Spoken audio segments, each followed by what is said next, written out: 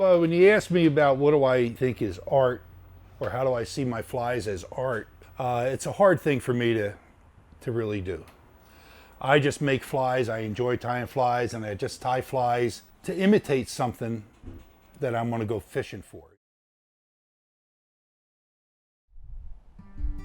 The way Bob sees and deals with everything is he's a true naturalist. Like, he immerses himself in whatever he's doing. I would say that he puts himself into the environment that exists at that time. He knows that the fish are going to be feeding on certain baits, and he's able to duplicate that. So he actually puts himself right into the environment that's going on at that time, more than anybody that I've ever seen before. He'll look at the clarity of the water, he'll look at the bait fish, the translucency of the fish, the belly sack, how the fish looks underwater, how the fish looks out of water.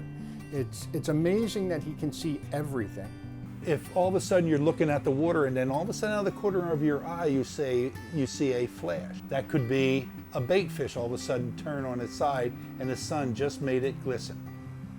That could show you where to locate the bait, where you may want to fish. Everything matters. Don't forget when we would drive along the beach there, that's the environment in which I fish. And I'll look for different cues. I'll look for different colors in the water. Tells me, oh, the water all of a sudden got deeper. Or maybe there's a school of bait that's swimming through this area. Or I could see foam on the water getting moved this direction over here, and yet it's going that way a little bit further out. Shows me currents are going on. Different things like that. He's an incredibly smart, dynamic, forward-thinking inventor who can see things that have never been made before. Fly tying with Bob is always an adventure because he never makes two flies the same. To us, they look the same, but he's always making a minor variation to improve it. Every single one he ties, even in the same series, and he compares them over and over. He can get lost at the vise for hours. Did a lot of observations of bait fish, and they did the colorations. He would check in shallow water. He segmented some of his flies so they would swim, and he spent a lot of time on each fly. It wasn't anything here, I tied this is going to work. A lot of times he spent 2 or 3 years improving upon original design.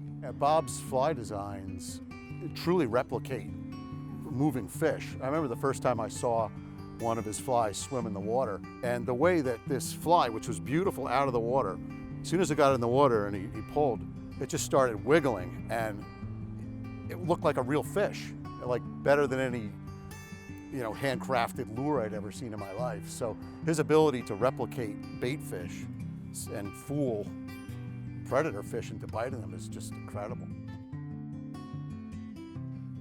It's creating, or actually not creating a form so much as it is mimicking a form. It's the way you make it out to be. It's how you make it. It's how you put it together. It's a recipe. It's putting things together to make a complete image of what you have in mind. I believe what Bob does is an art form simply because he's working from basic materials and creating beautiful objects. The fact that his art is also functional, to me, that's good art. Create these little functional works of art that have changed fly fishing.